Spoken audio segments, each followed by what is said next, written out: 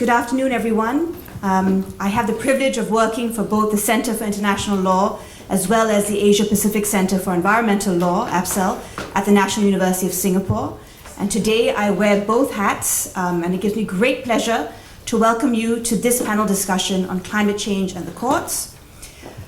I will keep my welcoming remarks very brief. Climate change poses an unprecedented threat to our ecosystems, our livelihoods, and the sustainability of the planet. It is an existential threat that transcends borders and requires collective actions on all fronts, including the judicial system. National and international courts are increasingly being called upon to adjudicate matters related to climate change, whether it is holding governments and corporations accountable for their contributions to global warming, or safeguarding the rights of vulnerable communities impacted by its consequences. Courts have emerged as a crucial battleground for climate justice, galvanizing communities, governments, and other stakeholders to take concrete and tangible actions to address climate change. I am very glad today that both CIL and APSEL are able to collaborate together in our common interest on climate change to bring together distinguished experts to share their insights on the role of courts in shaping solutions to the pressing challenge posed by climate change.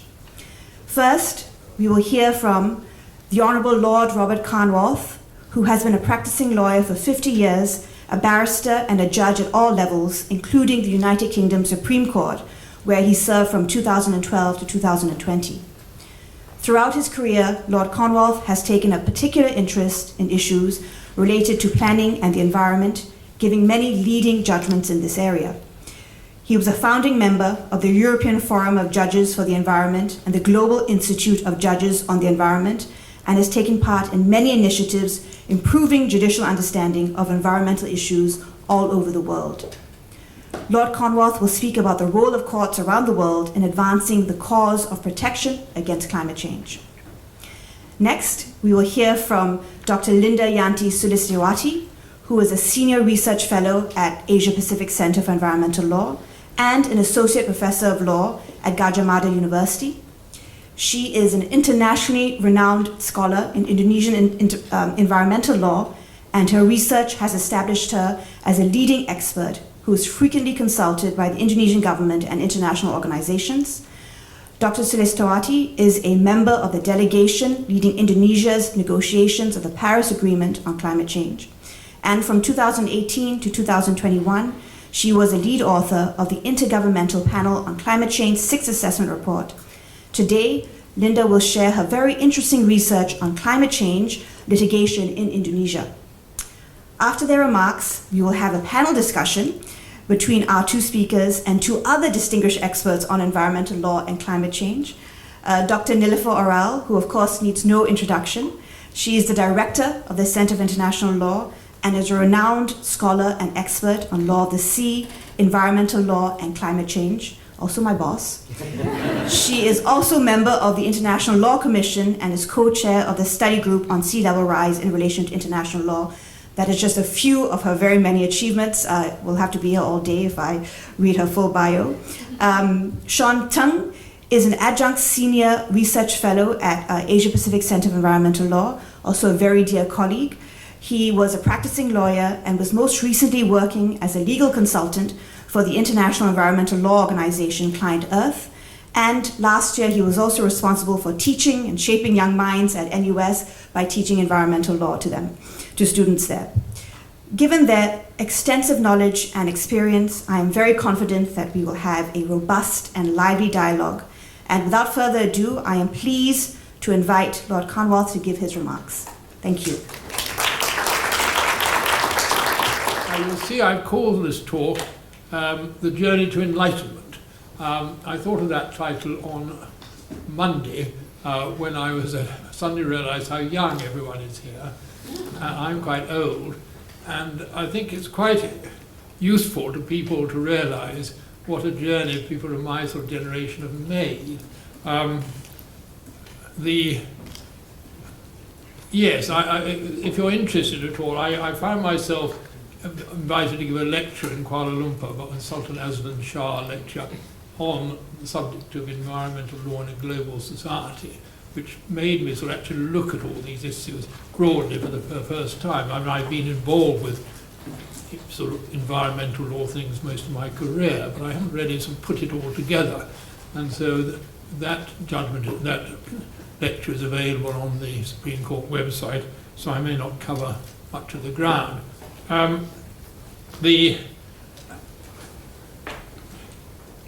I gone? Yes. There we are. Yes, now that, I like this photograph. Again, you've got to remember that when I was studying at university in the 60s, environmental law didn't exist. We had sort of land law and planning law and things, but no one had actually talked about environmental law. And even when I started at the bar in 1970, it wasn't really a known concept. But I always liked this, what's said by the Brundtland Commission, who were looking at these issues in the 80s. And they talk about how the first time we saw the Earth from space, I mean, I remember as an undergraduate in the 60s, sort of being aware of the first visit of human beings to the moon and seeing these pictures for the first time. And they talked about, they said, in the middle of the 20th century, we saw our planet from space for the first time, a small and fragile ball dominated not by human activity and edifice, but by a pattern of clouds, oceans, greenery and soils. Humanity's inability to fit its activities into that pattern is changing planetary systems fundamentally. This new reality must be recognized and managed. I thought that put very well an issue which we've become more and more conscious of is actually fundamental to where we're all going. And the idea, I talk about the common law of the environment, I discussed this in my lecture in Malaysia, that there's been a sort of development in people's concepts. We had the Stockholm Conference on the Human Environment in 1972. We had establishment of UNEP, United Nations Environment Programme, in 1972. The Rio Declaration in 1992 was particularly important as establishing for the first time a sort of global set of principles of environmental protection. Johannesburg in 2002, I'll come to that, there was a global judges symposium which for the first time sort of highlighted the role of judges in these matters. Then of course we have the crucial Paris Climate Change Agreement in 2015, and most recently the UN's recognition of the right to a healthy environment. So all these things have been gradually developing ideas.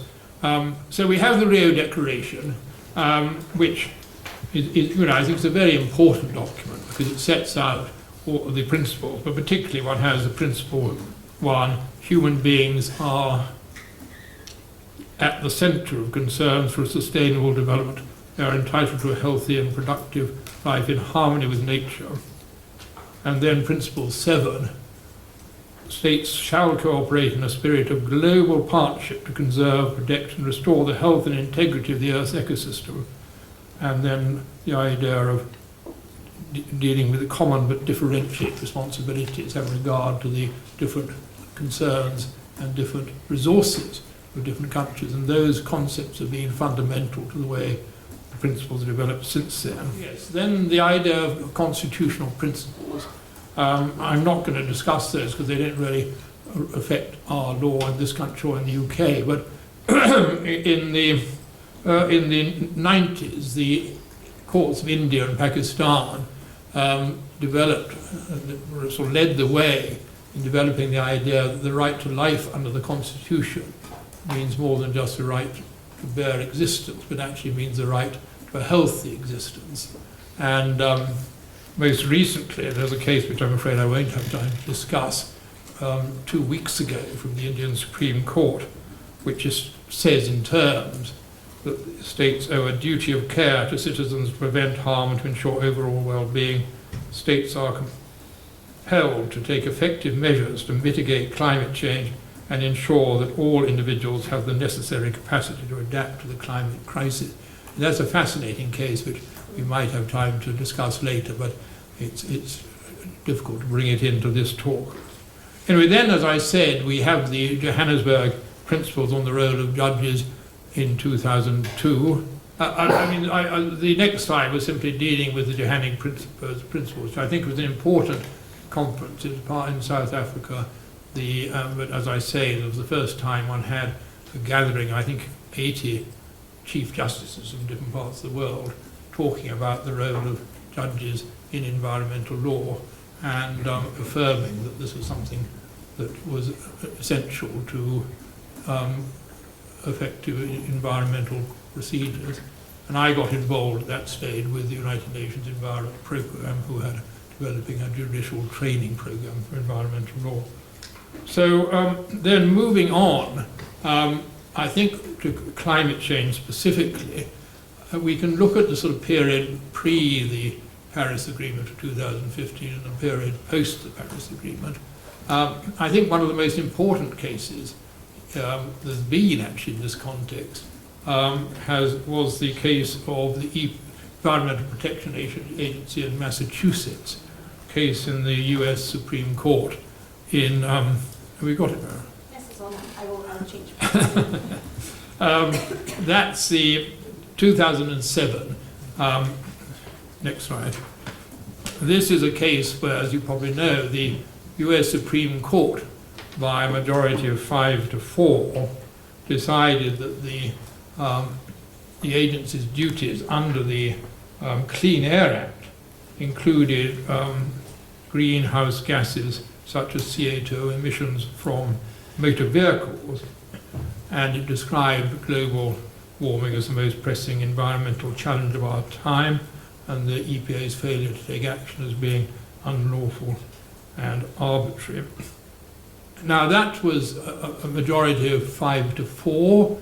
It probably wouldn't have happened under the Supreme Court as presently constituted. And it was under the Bush administration, which wasn't terribly interested in these matters. But extraordinarily, in the Obama period, which followed, he was very much had the problem that he couldn't get his new laws through Congress, but he was able to rely on the Supreme Court judgment under the existing Clean Air Act to develop very strong environmental policies, and particularly on climate change. And as I say there, that judgment probably paved the way for the radical change of approach to the EPA, and in due course for his ambitious program. And indeed that led to agreement with China in advance of the Paris conference. And I think it's fair to say that without that, the Paris Agreement would not have been possible. I mean, it just shows the extraordinary way in which courts and governments can interact in ways which are unexpected. Because, of course, after Obama, we then had the Trump administration where everything went slightly in reverse. But that extraordinarily important period of the Paris Agreement was, I think, attributable really to that important judgment. And then I mentioned the next one, the Leghari case. This was a case in 2015. I began to get really interested in this subject, and we organised a conference in the Supreme Court in London with King's College London on climate change in the courts, and we had a number of speakers from different parts of the world. But we were particularly lucky because there were two important cases which came out just before our conference.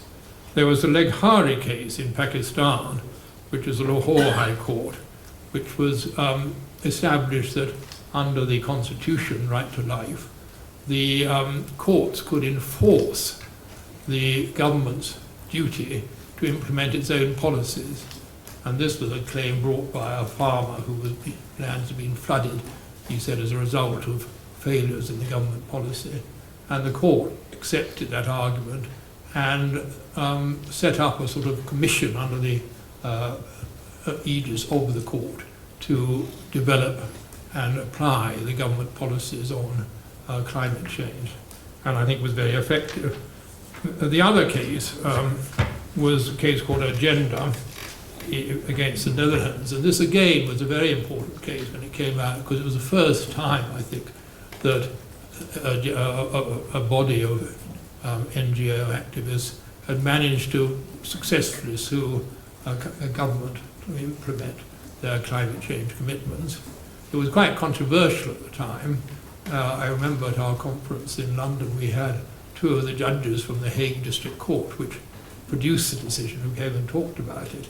And I remember challenging them on quite how they managed to get that out of Dutch law as it then was. But it had a great impact generally around, because people suddenly realised that things could work. In fact, later on it was upheld by the Supreme Court, Netherlands, not on the grounds originally taken, but under the European Convention of Human Rights. And amazingly enough, as we'll be hearing, that's now proved to be very foresighted.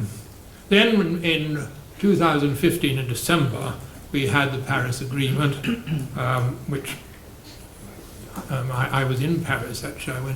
We had a session on the role of judges in relation to climate change, and we were talking to some of the politicians who were there, and I think they were quite surprised to find that some judges were actually interested in this subject at all. But we had a very good interchange. But I mean, the agreement, as you know, produced this commitment to the aim of holding the increase in global average temperature to well below 2% above pre-industrial levels, and pursuing efforts to limit the temperature increase to 1.5 degrees C above pre-industrial levels. And that's become a sort of mantra now. It's become accepted as being the goal, although sadly not an easy goal to achieve. And then we had the sort of idea of the nationally determined contributions which each state had to develop on domestic mitigation measures. And that, to some extent, has been the sort of background of all the case law that's happened since. Although the actual Act did not create legally enforceable obligations at the domestic level, it sort of provided the basis for domestic mitigation measures. And then there was to be a 5-yearly global stocktake, which I gather we're going to be hearing about perhaps this afternoon. So I see that as a sort of watershed. And then I go on briefly to the post-Paris cases, and again there's been a tremendous growth of climate litigation around the world. It's all documented by the Savin Centre in New York and my own Grantham Centre in London. And I can't do more than just point to some of the examples. And I've drawn there a distinction between 4 categories: seeking orders against states, challenging planning decisions, seeking orders against fossil fuel companies, and seeking compensation for past damage. And just looking briefly at those cases, the Future Generations case in Colombia, I've given the Spanish title there. This was young claimants complaining that the Colombian state was in breach of constitutional duties to protect the environment, in particular in relation to deforestation in the Amazon. And the Supreme Court made a rather sort of broad order to the President and the ministries to create a, quote, intergenerational pact for the life of the Colombian Amazon and to develop policies under that. I mean, it was a very far-reaching judgment, again, a very interesting sort of basis of constitutional law. There's questions about how effective it has been at that time, but certainly it's a very important framework for action.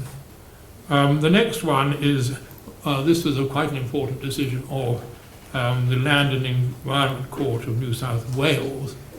Judge Preston was here early in the week talking at a conference we were at on Monday.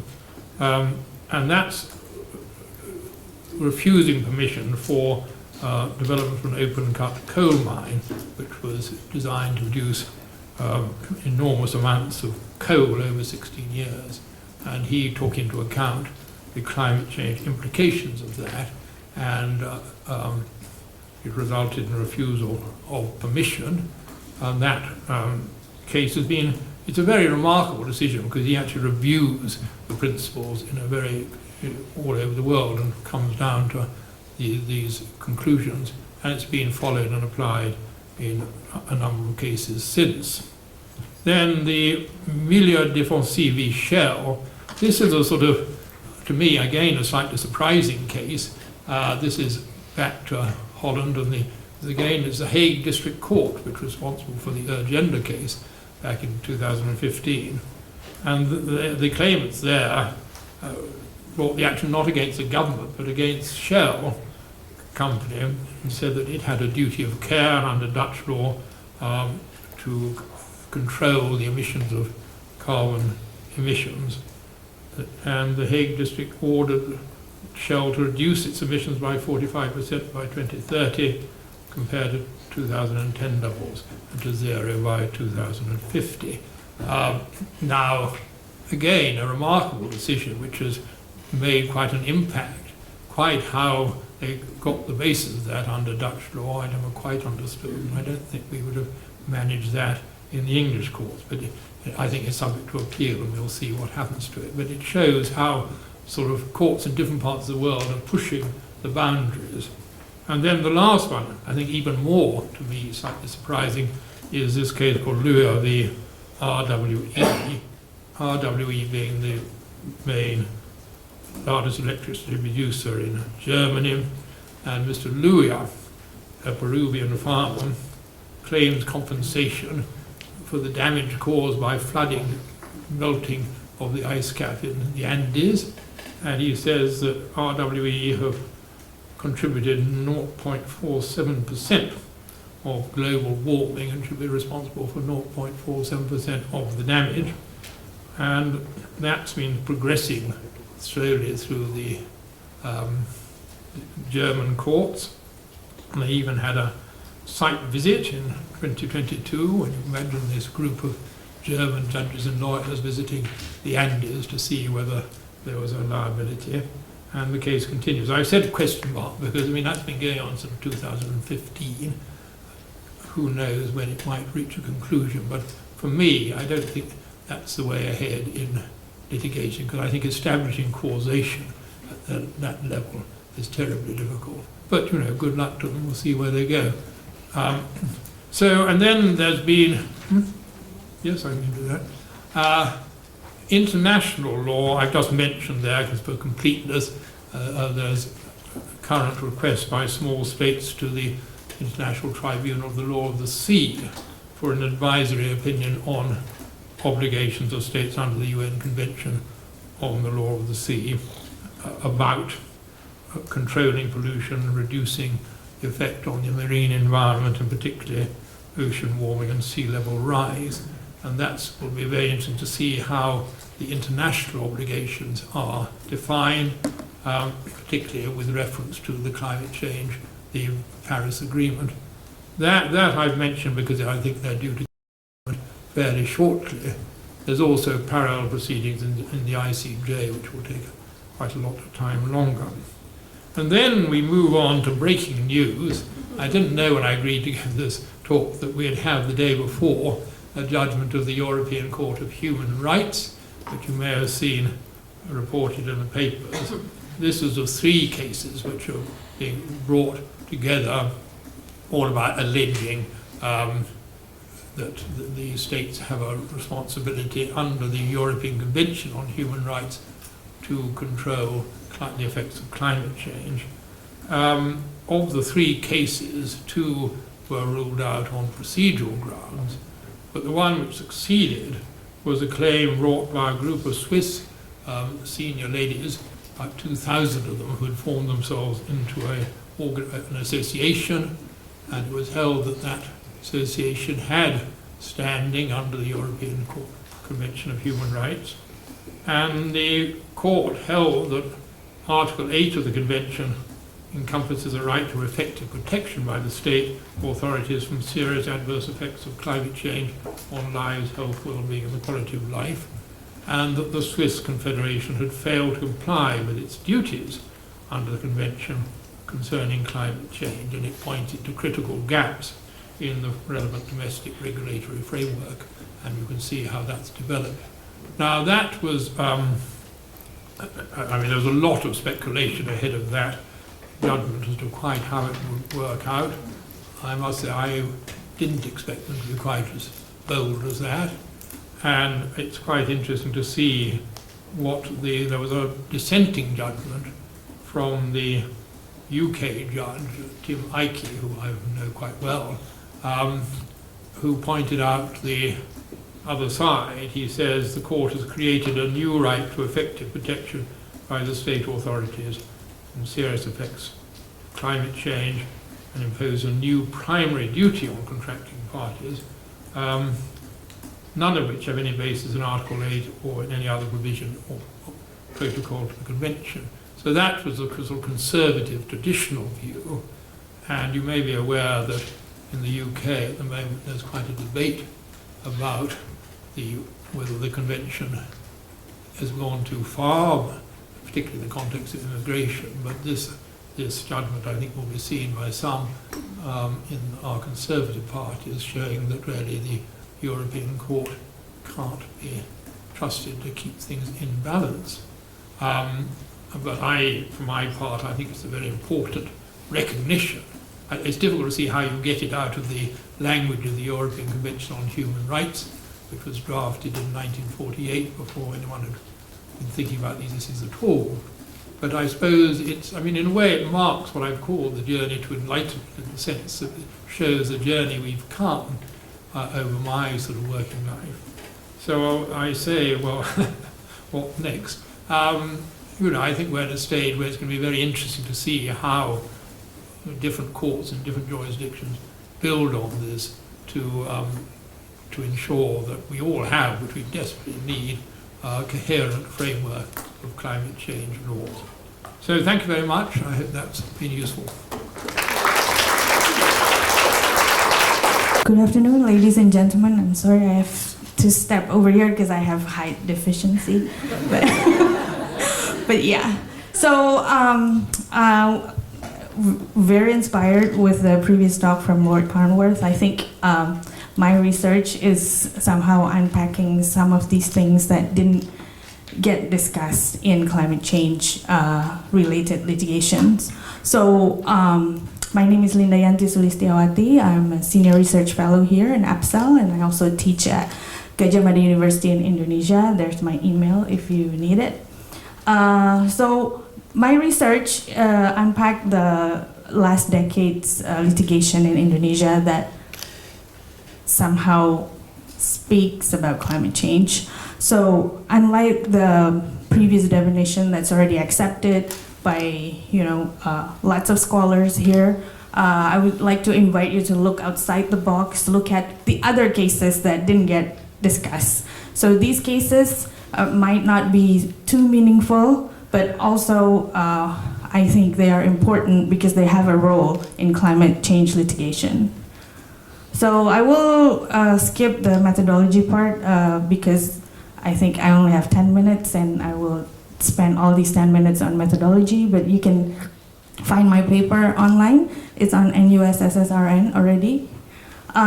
For those of you who do not know Indonesia, in the previous research, it was always published that Indonesia has nothing on climate change litigation in the last decade, right? So I would like to beg the differ, and I would like to show you that we have some climate-related litigations in a way, if you define it differently, right, from the current understood definitions. So this is the legal framework that we have in Indonesia. And although we don't have one big climate change law, we use all these other laws to help us with climate change. And these are the laws that we use in the last decade. Now we have somehow amended most of these laws, but for the cases that I looked at, during 2010 to 2020, these are the laws that were used for the cases.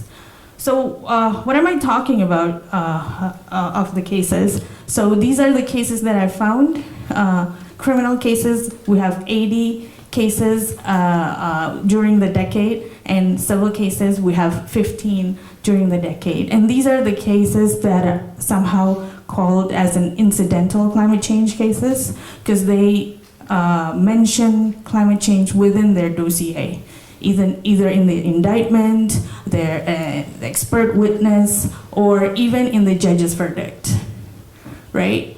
So for criminal cases, I found most of them are talking about forestry or forest related, right? We have a lot of illegal logging, we have a lot of forest degradation, and most of those cases that I found somehow mention climate change, in passing or very seriously. It depends on the cases themselves. So these are my key findings when we're talking about climate change in these criminal cases. The first one that's very disappointing actually, climate change is not used as first argument at all. So they're using it as, second argument or even third, right? And the understanding of climate change in these cases are very superficial. So they're using climate change and floods and landslides, etc., without really understanding that like all these illegal logging or all this deforestation will eventually lead to climate change or already leading to climate change, right? The third one is I found that most cases receive guilty verdicts. Maybe this is because of most judges or some of the judges. Actually, 30% of the judges have already gone through environmental law trainings and received certification. And the fourth one is that forestry issues is dominated the cases, and that there are scientific evidence linking forestry to climate change. There are also human rights issues and climate change cases, but they're not deeply used. Like the issues of human rights and within those cases are not linked into the climate change. So for civil cases, what we found here, there aren't that many cases that mention climate change. So what I found, there are only 15 during the decade. Like I'm talking about Indonesia here. There are 543 state courts in Indonesia. So imagine how many cases that we have. So the civil case that even remotely mentioning climate change were only 15. And you see here, and most of them came out in the claim, some in the reply, some in the argument of appeal, and some in the expert witness argument. But 50% of them are in the appeal. And my key finding is that even though the numbers are small, but these arguments are more meaningful in a way. Like they're talking about it with more understanding of climate change. And even though 80% of these cases settled in the first instance, 5 cases were declined by the court due to various reasons, like error in persona, like other procedural reasons. So have nothing to do at all with climate change. And even if Indonesia has a broad legal standing for civil court cases, these broad legal standing are still very particular. Like for environmental NGO, for example, they have legal standing, but the requirements for these environmental NGO to be able to bring a case to court is very meticulous. So they have to have like a public domain, and then they have to already have activities during the first 2 years, and within their establishing license, they have to put that one of their aims is environmental protection, etc., etc. So very, very meticulous. The fourth one that I found is that the government of Indonesia, in this case the Ministry of Environment and Forestry, were party to every single climate change related civil cases that I found. So either as defendant or as the one who gets sued. Scientific evidence was used in expert witness testimonies in most of the civil cases. So, if we're looking at the trend for criminal cases, and you see on your screen here, from 2011 to 2020, there's like a very specific trend. We can say that in 2020 there are more cases which mention climate change, in the whole decade. So within the year, annually, we seen increase, even though most of them are still in forestry. For civil cases, the trend is not so much there. So there aren't that many cases, but I think I prefer to look at it as glass half full. Like I would say, almost every year we still have a case that is mentioning climate change in their dossier.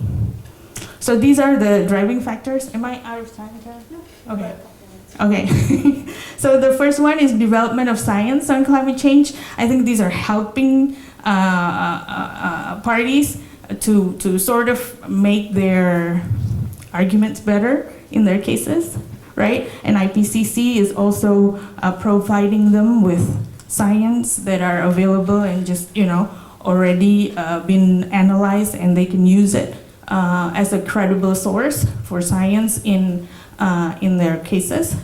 The second one is the Indonesian Courts of Legal Standing Policy, with its flaws, but it's still very much broad when we compare it to other countries.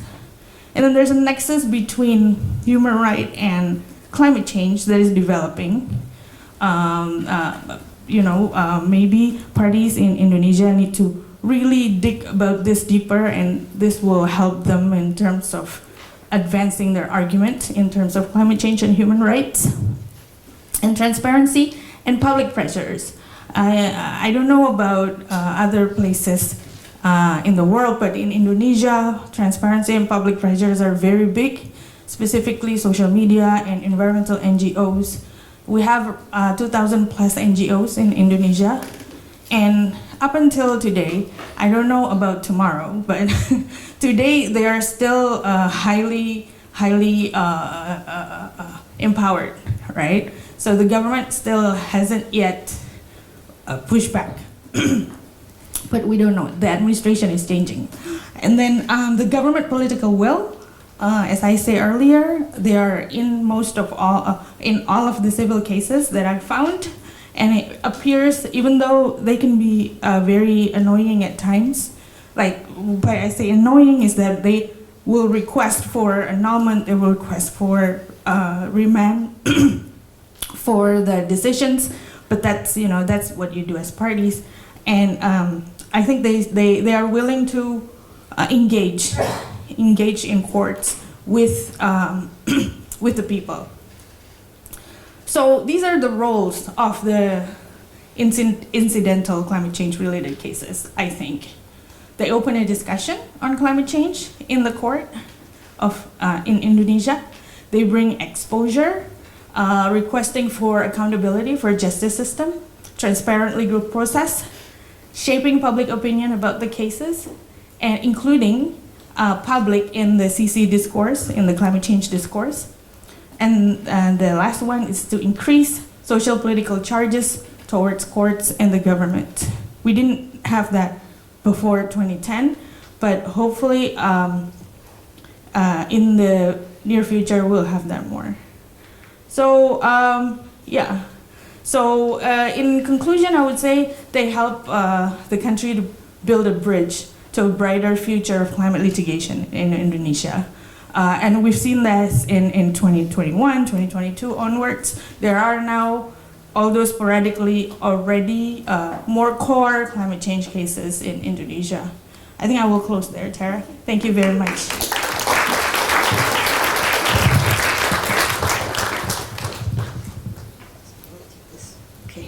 Thank you so much, Linda. That was really just a great overview of some of the interesting developments in Indonesia, and I guess the challenges also that we face in the global south, as they say.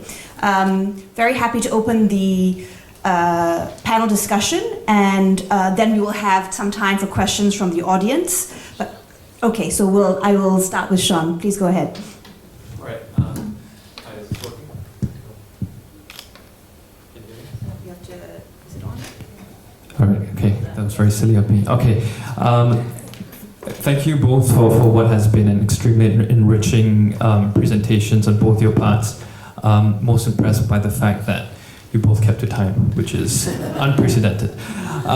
So I'm going to start talking about this one case. It's a case which has been in the press recently, and hopefully get both your views on the case, different questions. But the context to the question is that over time, what we've seen in the courts is that there's been this increasing focus on using corporate law, right? And more specifically, the fact that there's an evolving notion that directors of companies have a fiduciary duty to consider and manage climate-related risk, if only because climate-related risk is more and more manifesting as material financial risk. Now, a key case in this area is Client Earth and Shell, right? And that case was taken out by my former employers, Client Earth, where they took out a derivative action against Shell, right? Where they argued that ultimately the directors had failed in their fiduciary duties because they failed to implement a climate-related strategy to mitigate those risks associated with the business, right? And so they anchored it from the point of view of acting in the best interest of the company and to protect the long-term share value of the company, right? The outcome is that this case never proceeded to trial because at the preliminary prima facie stage, where, as typical with a derivative action case, you need to get permission from the courts to proceed, the court, both the High Court and the Court of Appeal in the UK, dismissed the case. Now, Lord Carnwath, you have written about the outcome of that case, and you have described how the outcome of that case was what you called a missed opportunity. So just very broadly, could you care to explain to us what you saw as a missed opportunity in the court having dismissed that case at that preliminary stage?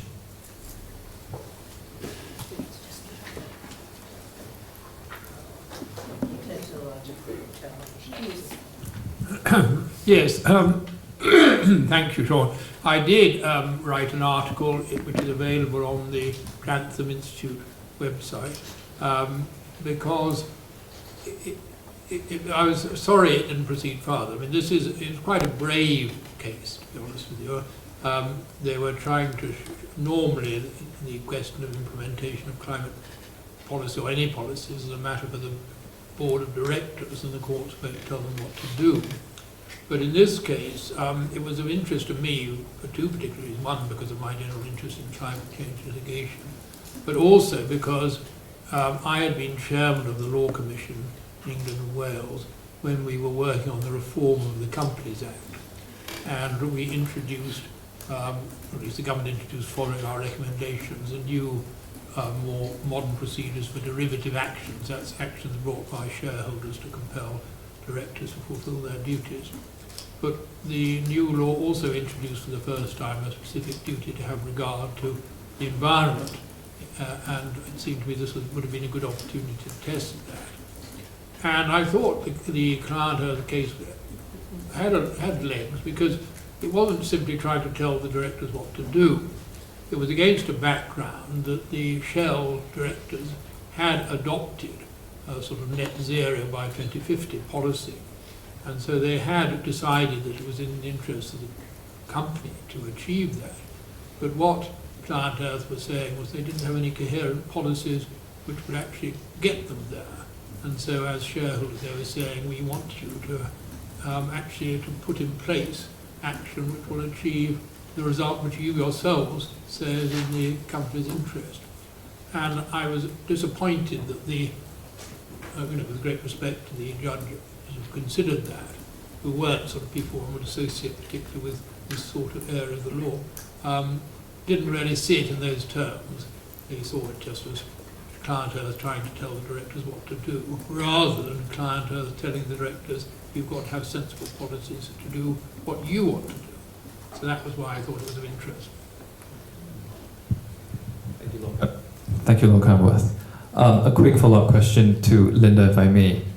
So, this case clearly reflects a shift in strategy, one that steps away from traditional environmental law towards one that is invoking corporate law as a basis for environmental action.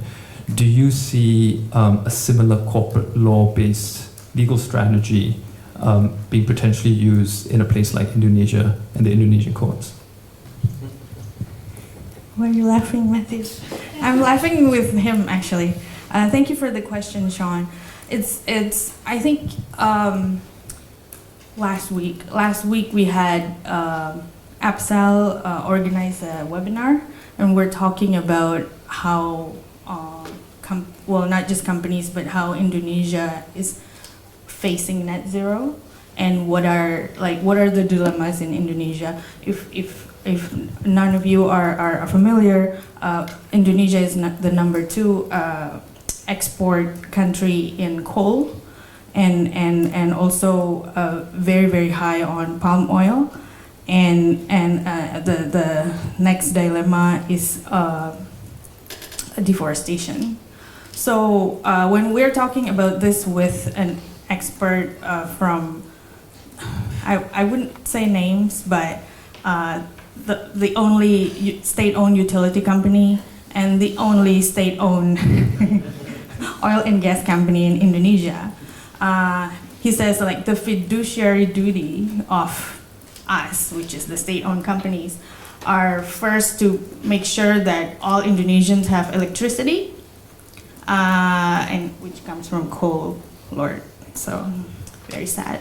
And then also all Indonesians have enough oils and gas for their vehicles. So I would say wouldn't like keeping the country clean and also having us to be able to give this to our future generation also a fiduciary duty from the companies. And he's like, well, yeah, but the ones that are written down on paper are, are not for the future generation, but for the current generation, like in other words. So I would be very curious if a case like this can run in Indonesian courts, which I think like maybe in the near future we will have very, very soon, because WALHI, which is the biggest environmental NGO in Indonesia, is boiling something on this. But yeah, I would be very, very curious on how judges in Indonesia would react to this kind of, yeah. Watch this space. All right, Nilofer, I pass the time to you. Okay, we'll just pass this around, I guess. Yeah, that's fine. Oh, you can use this. Oh, this one? Okay, thank you. Thank you. Well, I have to say, thank you, Lord Carnwath, and also Linda, for your presentations. And this is obviously the issue of climate change and litigation is becoming increasingly not just important, but everywhere. And so on that, what I wanted to do is follow up a little bit. Lord Carnwath, you mentioned, and I thought it was a very interesting comment you made about the EPA decision in 2007. And that was a very important decision in terms of greenhouse gases, and that without that, there would not have been the Paris Agreement. So, in other words, you have a domestic case, a decision influencing international law. But now we're in a situation where we have ITLOS, the advisory opinions, ICJ, and the European Court of Human Rights.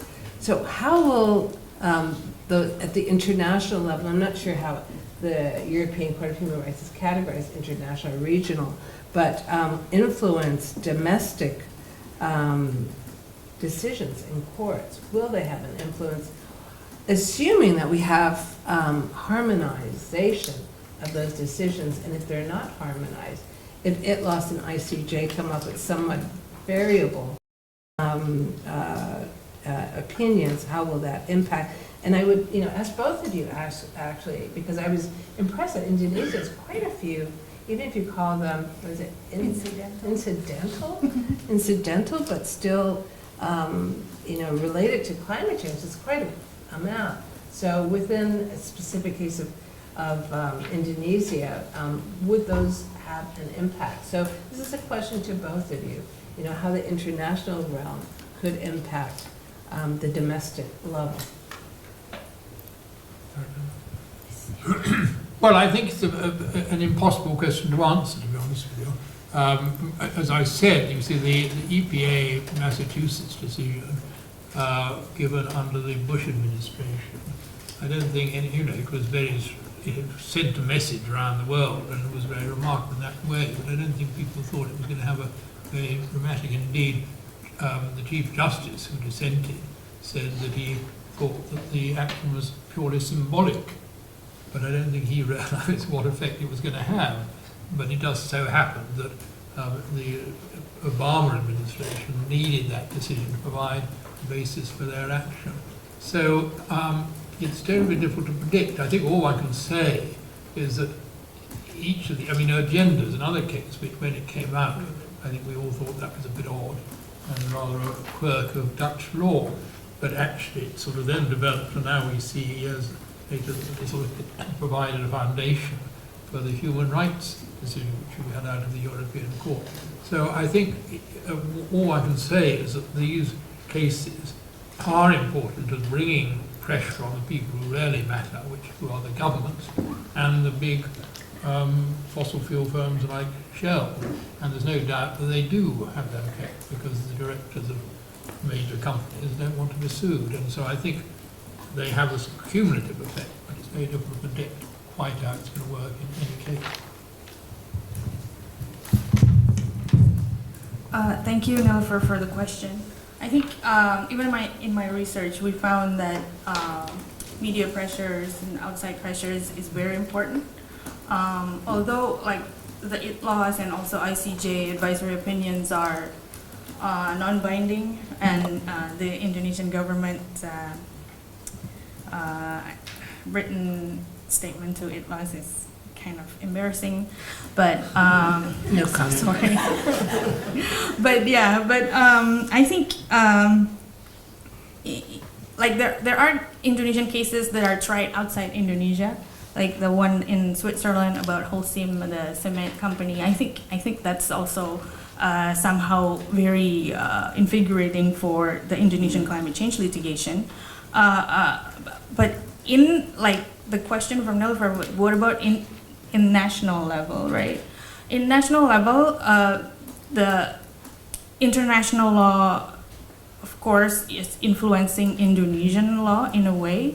Well, theoretically, there are monoism and dualism theory about how international law can influence national law, and Indonesia is somewhere in between.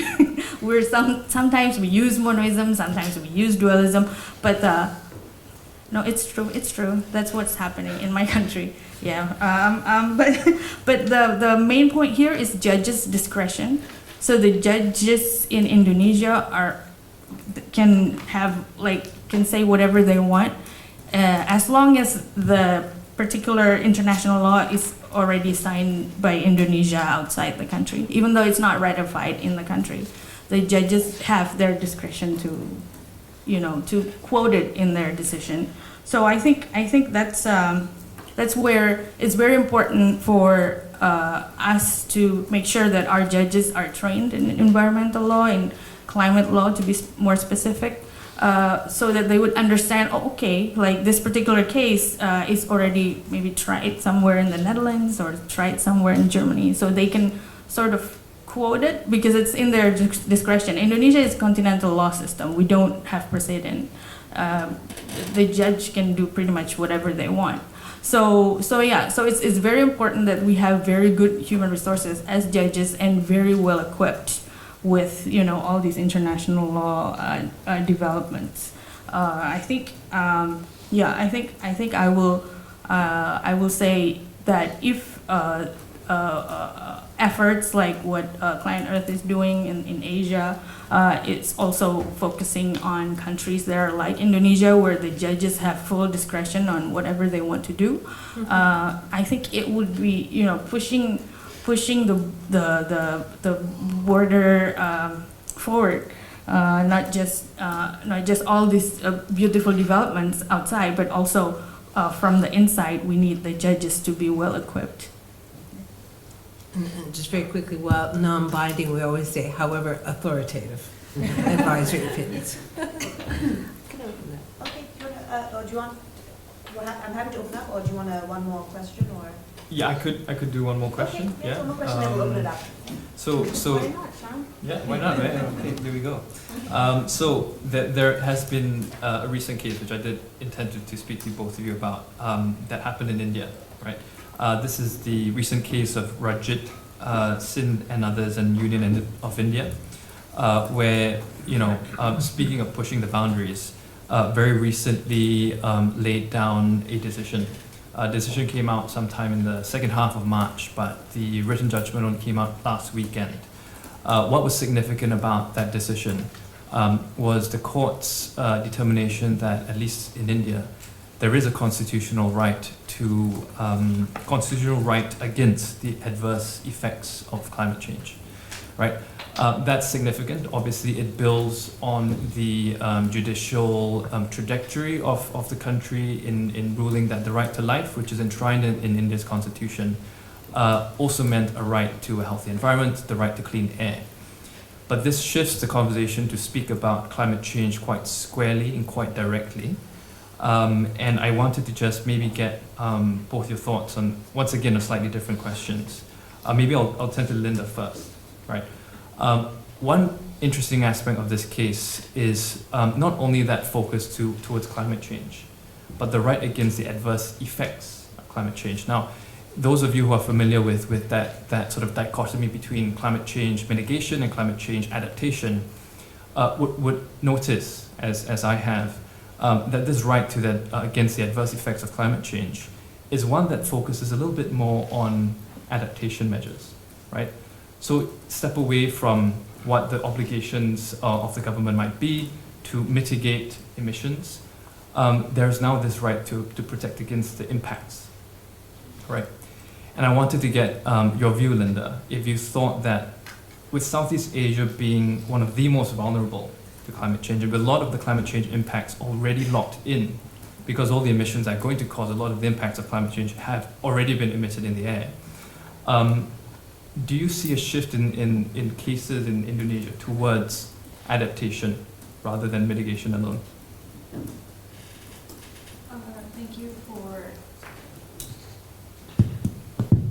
Thank you for the question, Sean. I think whether the cases will be more adaptation, I would say yes, because the impacts are currently felt directly by the country. But whether there'll be more adaptation cases, I wouldn't know, right? But in ASEAN, I would like to plug this also. Matthew Baird is here. We're together in the ASEAN Working Group on Environmental Rights as Human Rights. We're developing a document. It will be a declaration for ASEAN environmental rights. So within these environmental rights, among others, are the rights that you mentioned earlier: the right to life, the rights of healthy environment, and the right for clean air, clean water are listed. So it will be hopefully, if this declaration comes through, and all of the 10 ASEAN countries are agreeing with whatever we're submitting to them, hopefully. And then we'll have some sort of non-binding but authoritative document in ASEAN for environmental rights as human rights. So it won't be just on mitigation, but also in the forefront of adaptation. Thanks, Linda. Very briefly, would you Absolutely. do you mind if we open up to the... Please do, yep. Yes, we did start 10 minutes late, so we will end maybe at 1:25, but very happy to open the discussion to the audience. If they have any questions. Yeah. I think there's... Can you please introduce yourself and your institution? Thank you. Hi panel, thank you so much for the discussion earlier. My name is Sunny Singh. I was an undergrad at LSE. I'm here doing the bar exams now. And the question I had for everyone at the table was, it's like referring back to the Peruvian case where the farmer had to go to Germany to start a case there. It seems that a lot of international law tends to be, environmental law tends to be international, with the effects felt across or even companies from certain countries operating terrible factories, frankly, in other countries. And we see this all over the world, especially in the global south. So the question is, do you think, or have you seen like legal developments towards opening up judicial systems to increase standing for these people from international backgrounds? Because it seems that the only way to enforce environmental rights may be to allow more people from all over to actually have their rights enforced, especially when there is crossovers and interactions across. Thank you. Would you like to go ahead? I mean, I think this is quite a difficult issue. I was slightly critical of the Luya case, because it seems to me that going to Germany to sort out the problems of the Andes is quite extreme, and particularly the very small portion of the harm that he's trying to claim. But on the other hand, there are developments. I mean, don't you know about, there was a case called the Vedanta case decided in the Supreme Court of the UK a couple of years ago, where it was about a copper mine damaged the environment in Zambia, and rather than suing in Zambia, they brought their action against a parent company in the UK, and the Supreme Court had to decide whether that case could go ahead, and they decided it could, because procedurally it was thought they had a better chance of getting somewhere in the UK than in Zambia. So it's quite, but I mean, I think, you know, I wasn't on the court which decided that. I happened to be in Zambia at the time. The judgment came out at the Commonwealth Law Conference, and the Zambian lawyers were rather cross with us saying they couldn't deal with that case properly in Zambia. I think there are difficulties across border because it becomes so much more complicated. I mean, cases are complicated enough and expensive enough. But sorry, I can't see you. But so I think there is a difficult balance to be had. But I think it's a very important question. Thank you. Yeah, we have, I think, the question over two, there. yeah, the Oh, two yeah, behind that, back, maybe they were Elizabeth, first. yeah.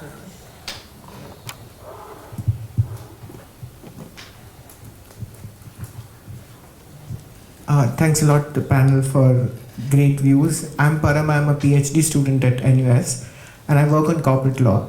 So, Your Lordship, the question is that because you served on the Law Commission, would a restatement of Section 172 of the Companies Act to a more pluralist model make more sense for an action like Client Earth versus Shell to go ahead, or what is in the statute is sufficient enough?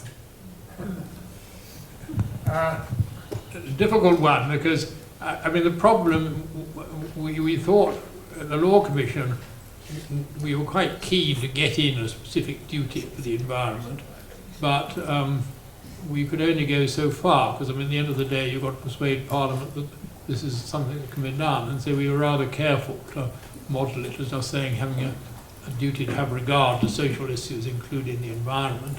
Now whether you could get further than that, I don't know. Undoubtedly, if one could get further, then that would increase the strength of it. But you know, that's why I was rather sorry that this particular case we were talking about didn't get to court and have a chance to look at it. But I don't know to what extent it's mirrored in other legislations around the world. But I think it's important to have something there which puts a duty on directors.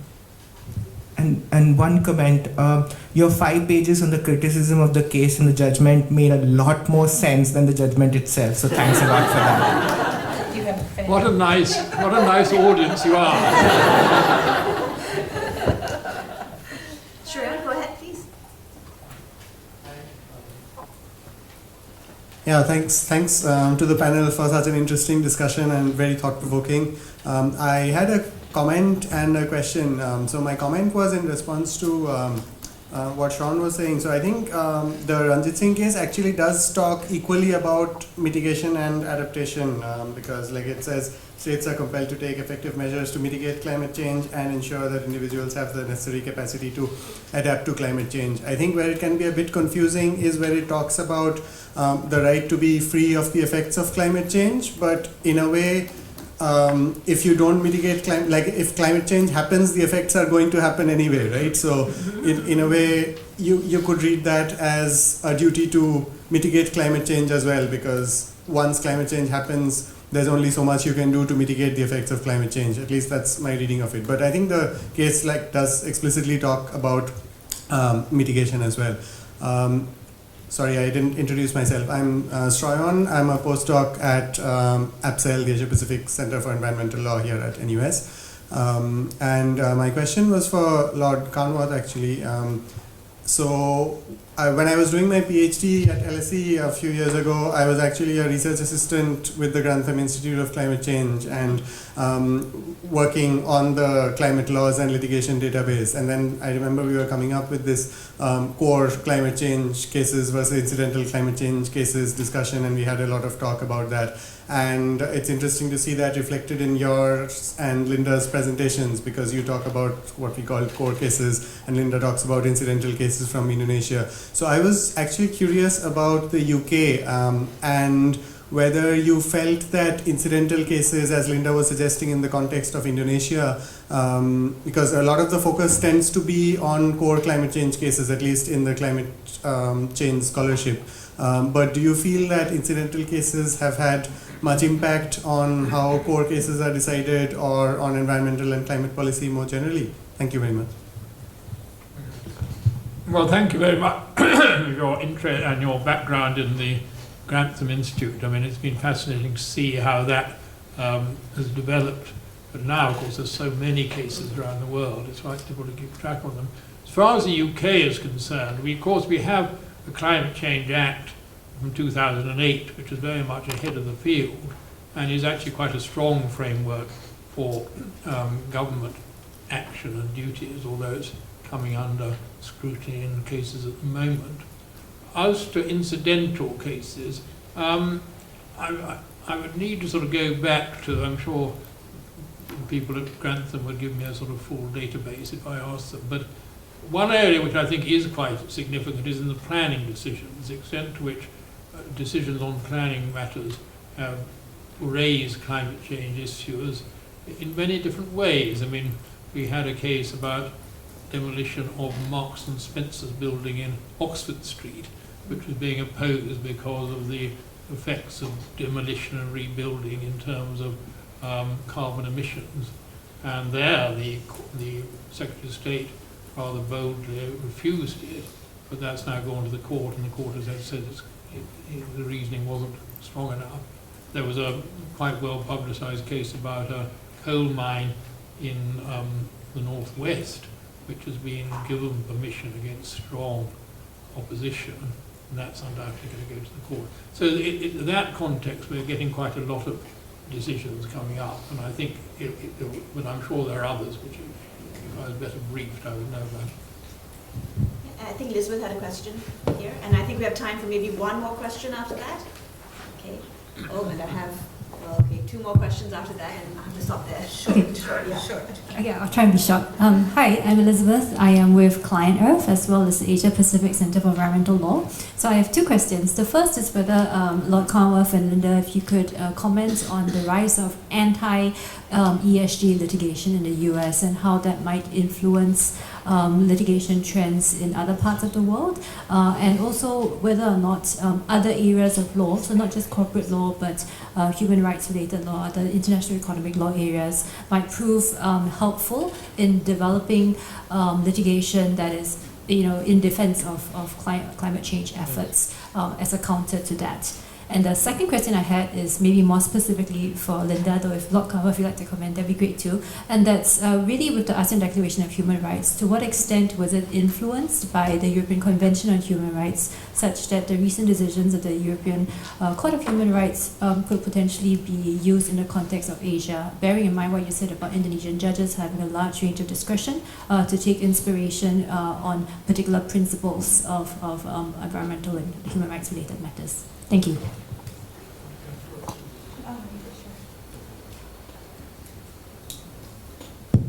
Thank you for your question, Liz. ESG in Indonesia is like in a baby form, yes, and so not really as big as it is here, although we're neighbors, but somehow, there are some studies about ESG in Indonesia, but still it has not trickled into courts. So we haven't seen any cases yet, but maybe soon, we don't know, right? So because like the economy also is built differently with here, so like most main economies are held by the government, like for electricity, for mining, oil and gas are mostly handled by the state-owned companies, which we will have a talk in June. Again, another plug for AppSell's webinar. And other areas of law, yes, of course, human rights, we've discussed that, and economic valuations also help a lot. In most cases that I looked at during the last decades, I've seen expert witness testimonies from various kinds of, not just law, but disciplines that sort of give grounds for the judge's verdicts. So my answer for your question is yes. And for the ASEAN environmental rights, whether the recent EU courts is influencing, I think the highlight here is like we're sort of want to include all the international environmental law principles and human rights principles within the environmental rights that we will adopt in ASEAN. But however, we are still going to cater it into the ASEAN way, like what is needed by ASEAN. And that's why we have stakeholder consultations currently ongoing, and also submission online is currently ongoing. So we're asking for your, like all ASEAN communities and organizations, institutions to give us their opinions, like whether they agree with this draft, whether it's just another ASEAN thing. Difficult term, but yes. So currently you can search online in UNSCAP's website, and you'll see there that we try to include as much as we can. But this has gone through discussions over discussions. This has gone through most of ASEAN member countries, and it will go through the ASEAN Human Rights Commission's discussion again. So yeah, hopefully we will know more about that maybe the second half of the year after our next meeting. Thank you. Okay, I'm sorry, I think we have time for only one more question, but actually it was Ryla who put up her hand first. I'm so sorry. Yes? Yep.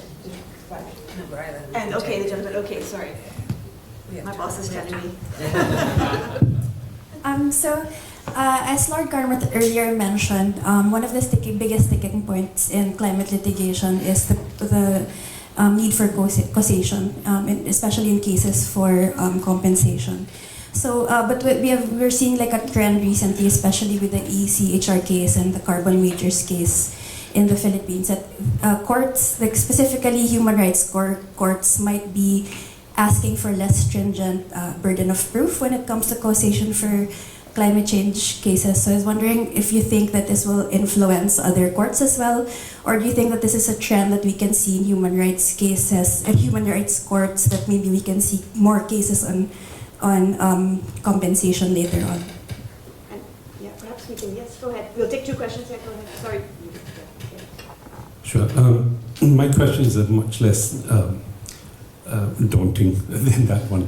My name is Raja Bose. I'm a partner and the head of international arbitration at a firm called K&L Gates.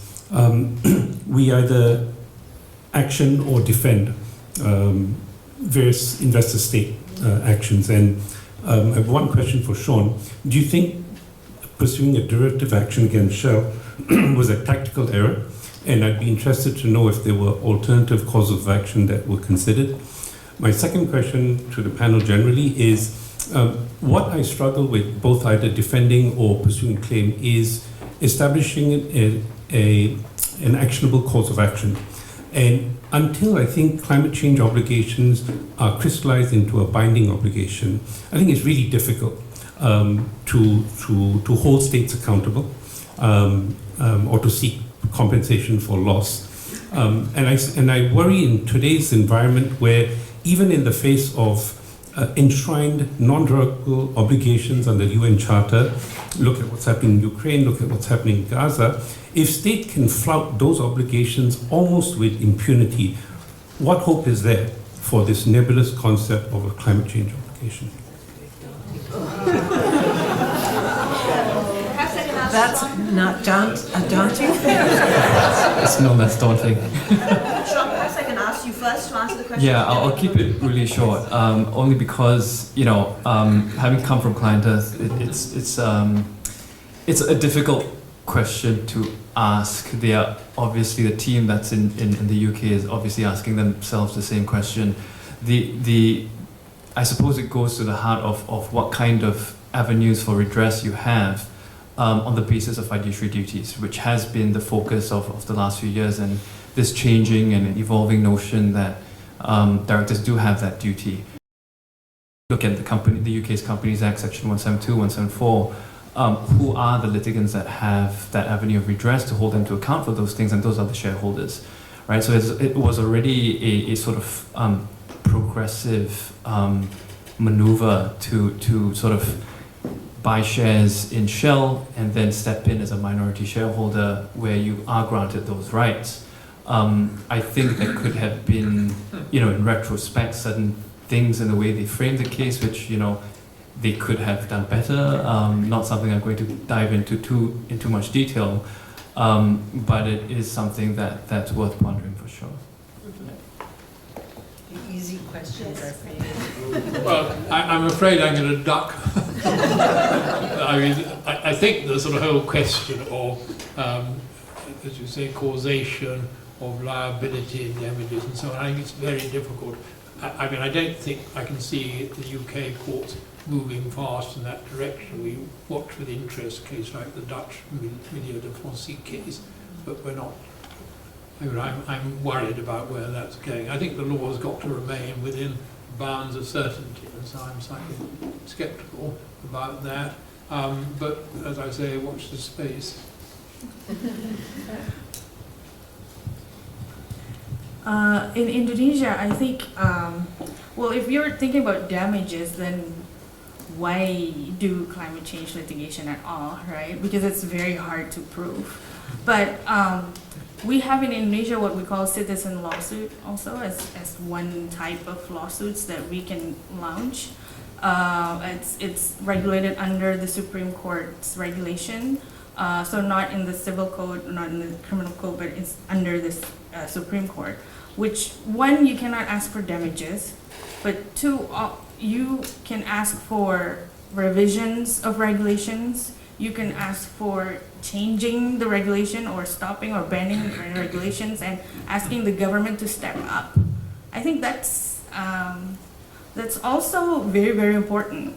So instead of thinking about damages, we also want to think about what can be done better by the government. It's not always, damages, but of course damages is important, but in terms of climate change, maybe the government action is also important. Could I just add a word on the Client Earth? As has been pointed out, as I said, I wrote an article because I felt their case deserved better than it got from our court. And it's worth remembering that Client Earth had a very successful case in Poland, a derivative action case against a company which was planning to open a coal mine, I think it was, and they managed to get it stopped by a derivative action. So, there's always an element of experiment in this, but I certainly wouldn't wish to discourage from that sort of case.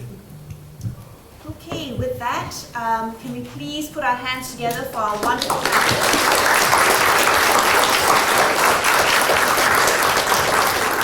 Great questions from the audience. I know we could have extended this much longer, but there's some food outside, so please help yourself. And we look forward to seeing you at our next ABSEL and or CIL and or ABSEL plus CIL event. Thank you.